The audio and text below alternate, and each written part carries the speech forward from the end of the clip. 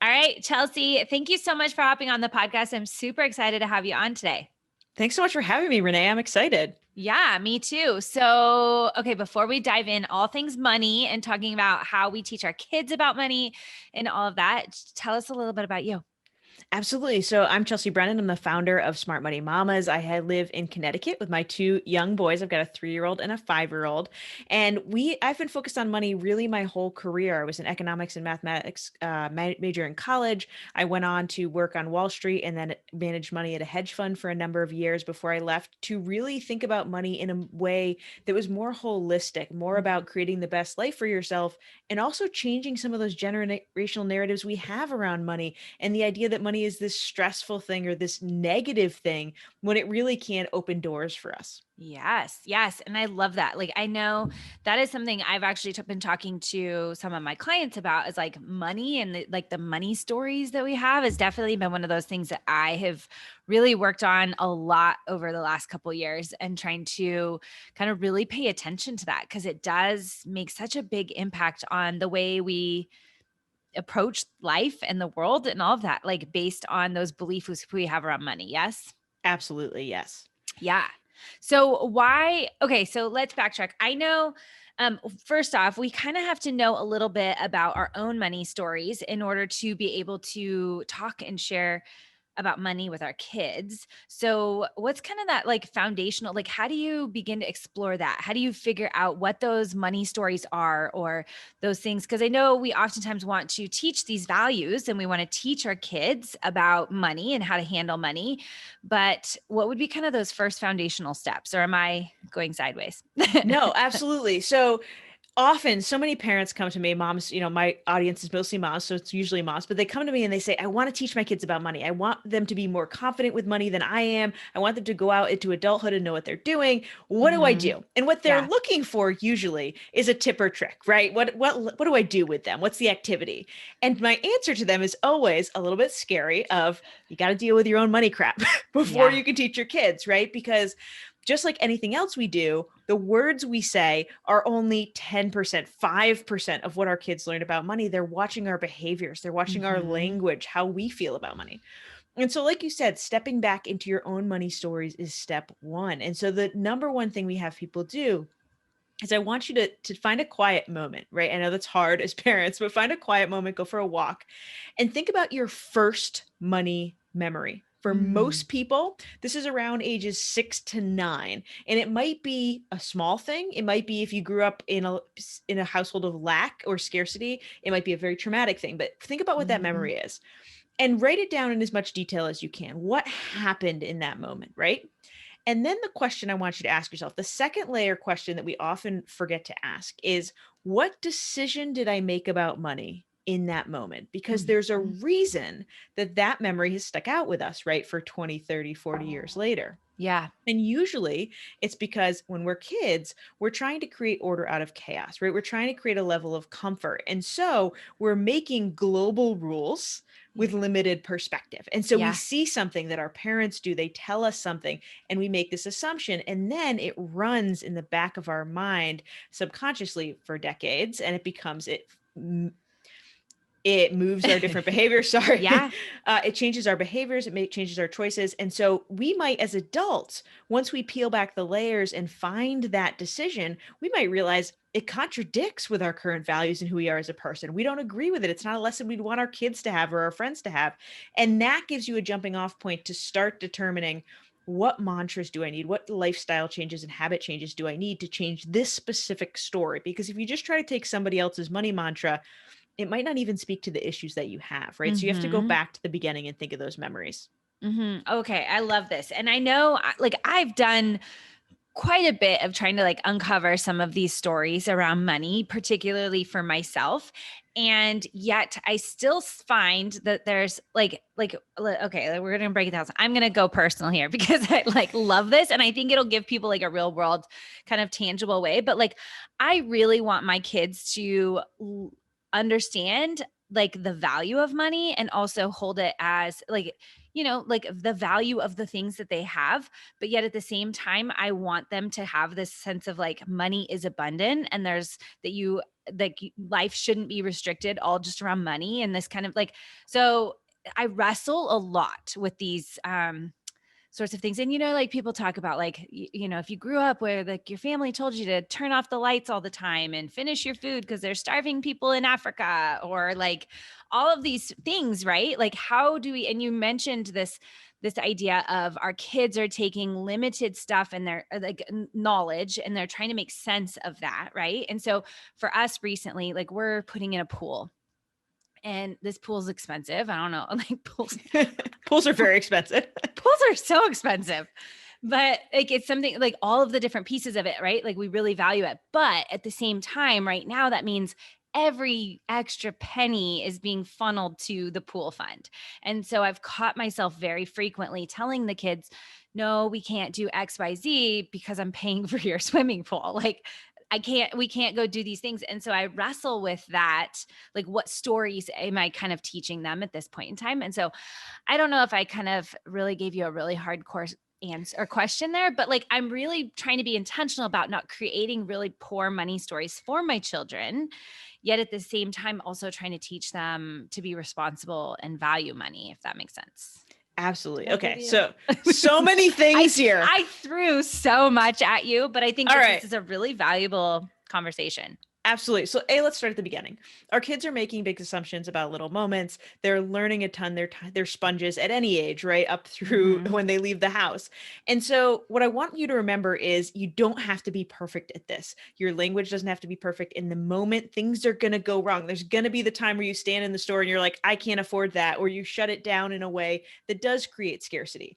Yeah. What's important is when we realize it, and once again, we're not going to realize it every time, but when we realize it, it's coming back and having that conversation. Hey, mom or dad said this, and what we really wanted to say was why, instead of Okay. something else. Okay, we Mm-hmm. want to show them that money is a constant evolution and learning. I think that that's something that a lot of us struggle with even as adults, where we're like, okay, give me the solution, the system, the budgeting system, so I never have to think about money again. Yeah. And the thing is, fortunately or unfortunately, money touches almost everything that we do, right? Yeah. Where we live, the food we eat, where our kids go to school, where we go to vacation, everything we do, how we, uphold our values, what kind of companies we choose to support, what we're putting on, into the world. And Mm-hmm. so we have to teach our kids, and we have to remember for ourselves that this is a journey. This is a thing that we are learning to build and align with our values. The second thing is, your money story, and that is coming up with all these things you want to teach your kids, right? Some are responses to what you learned as a kid. Some are, hey, this actually was really valuable for me and I want to pass it on. And Mm-hmm. sometimes things can seem contradictory. It can seem like there's a lot going on, like you're mentioning, right? With Yep. abundance and the value of a dollar. Yep. Those things aren't necessarily opposed to each other. But what you want to do is step beyond looking into the past and create your family money values. And this is a lesson we teach all our families. And so if you have a partner, the first step is to talk to your partner, understand their money histories. I think we all have triggers and fears related to money. And until you Mm-hmm. understand your partners, you're going to keep butting heads because you're not even going to know what pressure points you're stepping on, right? Yep. And so have that conversation with your partner, and then sit down and say, what is important to us as a family? Not just money wise, but life wise. Is it environmentalism? Is it education? What is it? What lessons do we want to teach our kids about money? What are the most important fundamental things we want to teach them? And then let yourself have family goals and share those goals with your kids, even when you're young, right? And that way you guys have this place to come back to. And so when you're standing in the store and you're penny pinching about the pool, you can say to your kids, hey, family time and memories is a core value for our family. And I know you guys love to swim, so we're saving in that pool, but there are opportunity costs. We have to make trade-offs. And so for right now, we're not Mm-hmm. getting that thing because we're getting a pool. And so this is one of the things when we talk about abundance and limits, is Mm-hmm. changing your language to not say no, but tell them you're saying, we're not saying no to this Lego toy. We're saying yes to a pool. We're not Mm-hmm. saying no to, the fancy backpack for school. We're saying yes to summer vacation. And so you're teaching them that they can get what they want, but they can't necessarily get everything they want. They have Yeah. to make priorities and choices. Does that make Yeah. sense? Yes. No, it does. And I think that it is just like you talked about, kind of that language in it, because I do find that it's that rustle, right? Like of trying to help them understand that there is a budget, right? And something we've been doing with our kids lately is I gave them jars, and so they have like a spend and invest and a give jar, and the concept for them when they earn money to have to split it between the three jars literally sends them into a meltdown. Like, they're like, but I earned this money. I should be able to spend it how I want. I'm like, yes, but in life, you have to have different, like, you have to spend money in different ways. Like, there's certain things like what your food in your house. Like, you don't get to just spend all your stuff on fun, crazy stuff. Like, there's other things a part of life that you have to learn to spend your like delegate your money to. And How old are your so kids, Renee? my 10 7 or 10, yeah, 10 7 and 5. Oh my gosh, I had to think about it for a second. 10 7 and 5. Yeah. Okay. So this struggle, right, with the jars and the different areas of handling their own money. First of all, amazing that you're getting them already practicing this, that they're getting hands-on experiences with money. This is the other thing. So paying attention to our what we're learning and our own traumas with money and healing those, really important about teaching our kids. Second thing is giving them autonomy with money. They need the opportunity to practice when the stakes are low.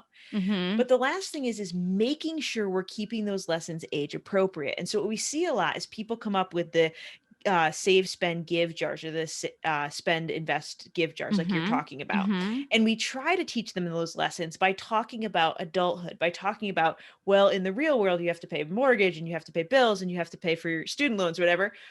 To someone who's 7, Yeah. it's like way over their heads, right? They're super confused. But what you want to try to teach them is that saving isn't some negative thing where your money's disappearing. Saving is future spending, right? Yeah. Saving is the ability to get something bigger, special you could never get. So with my boys, they're 5 and 3. So obviously a 3-year-old, we're a real beginner here, but Yeah. he already has his jars. But the 5-year-old, we always make sure they have a savings goal that's going to take them an age appropriate amount of time to reach. So for the 5-year-old, right now, that's about 6 or 7 months he could save without getting really frustrated and staying focused on the goal. So right now, he's saving for some super expensive Lego Ninjago thing. And so every week he gets his allowance and he has to split it between his 3 jars. And we have a Mhm. chart printed out. And so every dollar that goes in his savings jar, he gets to color in a Lego brick. And so he's learning delayed gratification. He's Yeah. learning that saving isn't a punishment. And when he reaches that goal, I think as adults, we look at money, saving money as just getting plunked away and not used, right? Mostly we think Yeah. about retirement, but for kids, we want to teach them that there's an end goal. So when they get to be 15, 16, 17, 18, they're headed out of the house. The idea of putting money away for retirement isn't a punishment. It's, yeah, I want to have a lot of fun when I retire, and so I'm going to Yeah. put my money away.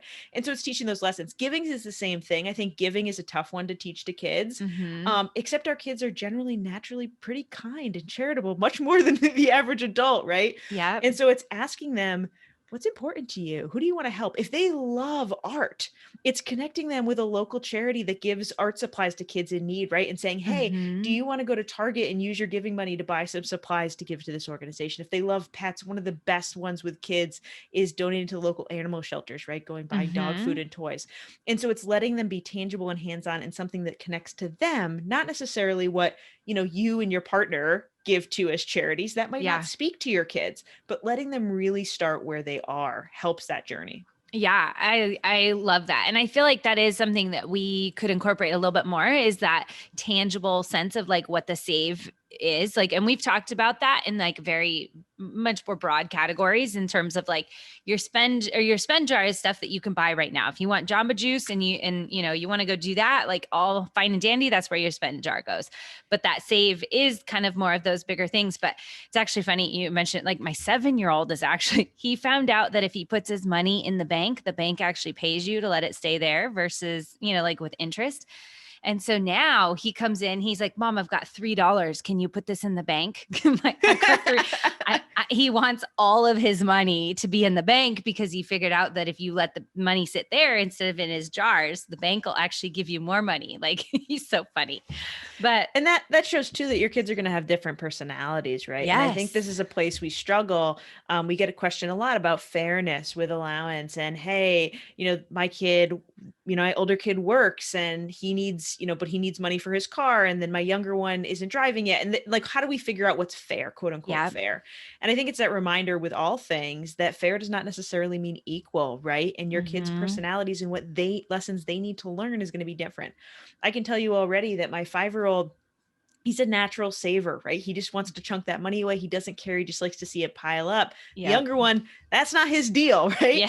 And Yes. so for the older one, I really need to practice with him buying things that he enjoys. Like, I think sometimes we struggle with teaching our kids to spend with intention too, Yep. and that money isn't just a thing to pile away and hoard. You have to enjoy your life and you have to enjoy your things. So for him, a lot of our conversations are more about don't deprive yourself, right?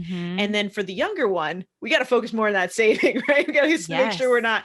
And so we can have different conversations, different rules, different goals with our kids as we get to know them and see what their money personalities are. Yes, and I think that is so important. I think like for sure. And cuz they are like very different. My youngest one, she has like zero money, and every time she asks for something I'm like, "Well, how much is money is in your jar?" And she's like, $2. Like I'm like, "Well, you better start saving a little bit more or whatever." Versus my son, he's like stockpiled. He's got cash coming out the wazoo everywhere cuz he just like saves it, and he's motivated to earn money, right? So he's Hmm. collecting cans from the neighbors and bottles and stuff like that so that he can earn money. And so it is very different to watch. So I know, like, personally, I have tried to rewrite some of these money stories and created these new mantras, right? And so I know that that's a big deal for you too, is kind of Hmm. creating these money mantras. Like, what does that look like? How do we kind of write these mantras? How do we incorporate them? All of kind of that. What is those like creating those new money stories for our family? What does that look like? Absolutely. So mantras can be a really powerful tool if used correctly. So first of all, we talked earlier about knowing your own money story, what that is. And we talked about really going back to that first story, but Mhm. eventually you're going to build that up, right? What other lessons did you learn? What was the next memory? What happened? What conversations did you hear when your parents talked about the budget? What did you hear when you got your first job? Were you, expected to get a job in high school? Why? What did that look like? You want to start to build those stories up. And once you do that, you're going to start to identify, hey, there's these one, two, three things that I really want to change, right? Mhm. And so we want to write your mantras in response to your specific stories, right? So for me, one of my very limiting beliefs about money was that wealth equals worthiness of love and belonging. It was something that came Mm. from my father. It was very difficult to break, and it meant that I had trouble enjoying my money. I was a hoarder, in a very negative sense, right? Yeah. And so for me, my mantra was literally just wealth does not equal worthiness, right? And that just flipping it on its head was enough for me. And it was creating that trigger so I could kind of pull that subconscious into the conscious and change behavior. For you, it Mhm. might be a little bit less exactly opposite, but you want to start to move those mantras. The other thing about it, though, is that you can't necessarily go from I'm terrible with money to I'm a money master, right? Because that mantra just might seem completely a lie and illogical to our brains. And so it's not going to help you. And so don't be Mhm. afraid to go to that middle step, right? I don't know anything about money to I am learning everything I need to know to manage my money. And once Mhm. that feels comfortable, move forward. Mhm. There isn't Go ahead, No, sorry. I was gonna just say like, and then like actually incorporating that. So like, like flipping that story. Is it something that you're saying to yourself regularly? Are you writing it down? Like, how are you? I know like on the big screen of things, you like write that down, but how do you get it from that place of being something that's like the subconscious story that you've operated to now we've brought some consciousness to it. We know what that story is, and now we're rewriting it. Like how do you go about that rewriting process? Sure, absolutely. So Going front and deep here. Hey, no, this is a great question because I think people get stuck, right? They see the mantra and they get excited, and then it's like works for a day or two, and then they get Yes. pulled back into their old stories and they don't know how to Yes, break it. And so exactly. first off, front and center, right? Background of your phone, sticky note on your mirror. I want you to see it every day. I want you to say it out loud, which is going to feel awkward, but say it out loud. And writing it can really help, writing it down. And so I'm a Mhm. person too. I always have 10, kind of personal promises working at a time. I write them down every morning. That's a helpful exercise, just the way our brains work mentally. But the next part is that how we were talking about kids looking Mhm. for order and chaos.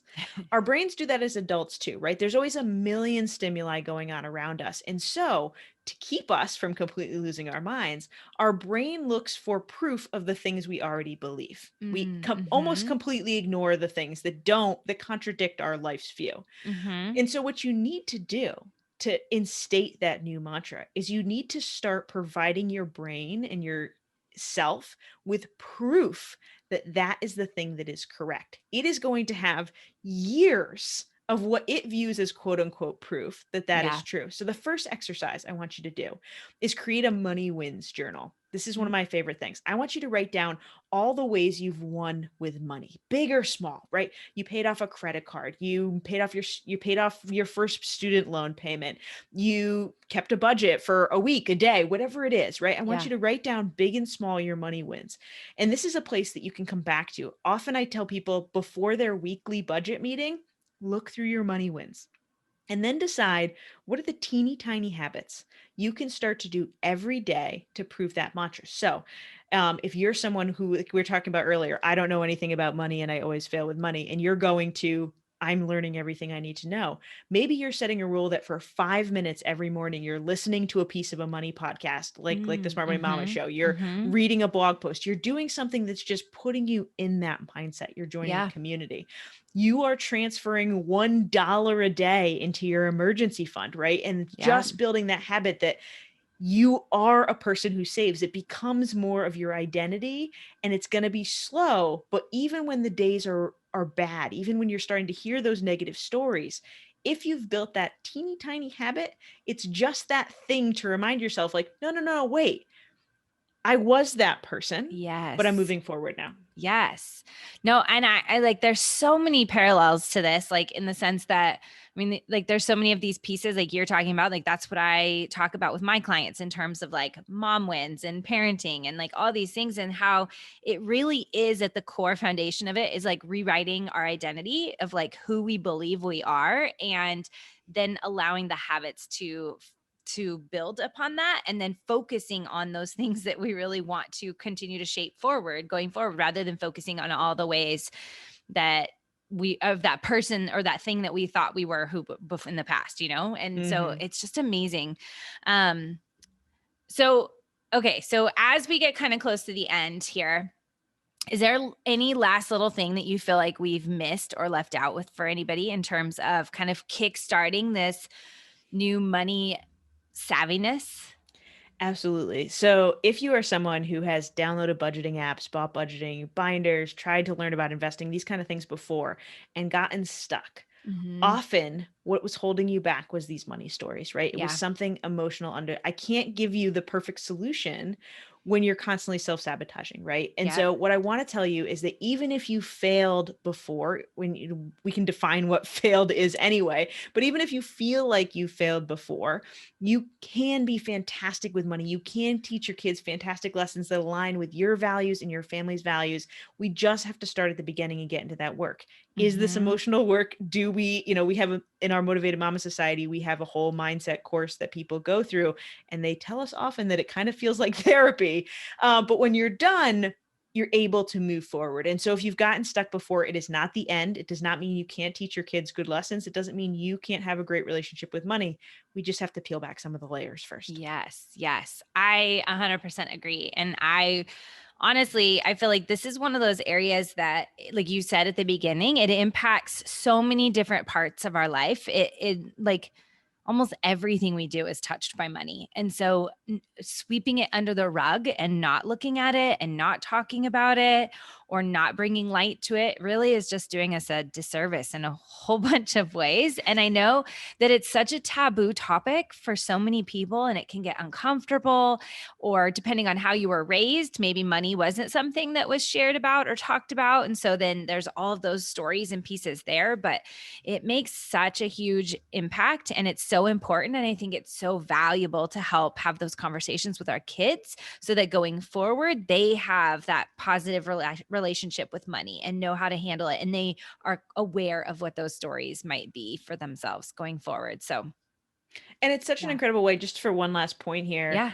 to, some families are not yet in a place where they can donate in a big way to charity, right? They're Mhm. still in that a dollar to dollar basis, which is fine. But as we get more aware of our money, as we think about the way our money touches the world, we can make decisions to vote with our dollars in alignment with our values. We can choose, maybe we can't move all of our money away from Amazon or away from companies that don't serve the planet, but we can choose Mhm. one thing. Hey, we Mhm. are going to change our laundry detergent and our dryer sheets to, sustainable things. And every time we get an opportunity, we're going to get a little bit better, and we Yeah. can choose to support people of color owned businesses and women owned businesses. We can start to make an impact with the world just in how we day to day use our money. And having our kids understand that too is a powerful thing. 100% agree. That's so valuable. So, okay, Chelsea, this was amazing. And I think it's going to be so powerful and so helpful for so many women. And I know that there's going to be a lot of women that want to go deeper and dive it deeper with you and learn more and kind of dig deep into this. And honestly, I will tell everybody listening, like this is some of the work that I've done for probably the last like 4 or 5 years, and it's constantly this feeling of peeling back layers and looking and being like, oh, there's this story that was there that I was not aware of. Right. And so it's one of these things that's this ongoing, ever, like you even said, like this journey that we are on. And so if somebody's wanting to kind of dive into this journey or want support as they're maybe even already put down the journey and they've gotten that, like you said, that stuck spot and they want some help kind of breaking through that, like how can they find you? Absolutely. So I am at Smart Money Mamas everywhere. You can find us at smartmoneymamas.com or come hang out with us on Instagram. That's where I most often hang out. And we have a linked for you guys our family money values template. That's a free download, and it'll walk you through yourself or you and your partner really setting those values as a family, talking about your money stories. It's a really helpful guide. So check that out. If you want Awesome. ongoing support, we do have our Motivated Mama Society, which is our monthly membership community. And we chose to go that way over, a traditional online course because this is something that we're dealing with all the time, that we're pulling back layers. And so in the society, we have our full foundations courses, which talk about mindset, which talk about creating money habits that align with your personality and work for your life and setting goals. But we also have a monthly masterclass, a monthly live Q&A with me. And so we'd love to see you in there if you want to check that out as well. You can find it on the website. That is awesome. Awesome. Awesome. Thank you so much. I hope that everybody listening is able to kind of peel back some of those layers and uncover some more of those money stories in a way that's really valuable for them to help kind of bring some awareness to those thoughts and help how they can help shape the future generations, right? Like we don't even realize it, but some of these things that we're doing for ourselves and teaching our kids like is shaping the next generation. Like you talked Mm. about where you're spending your money and where you're putting your dollar and how you're using it, like that is shaping our world. So there's so much power in that. And so know that and own that and kind of bring some light and awareness to that. So thank you so much. Thank you so much for having me, Renee. This was fantastic. Yeah.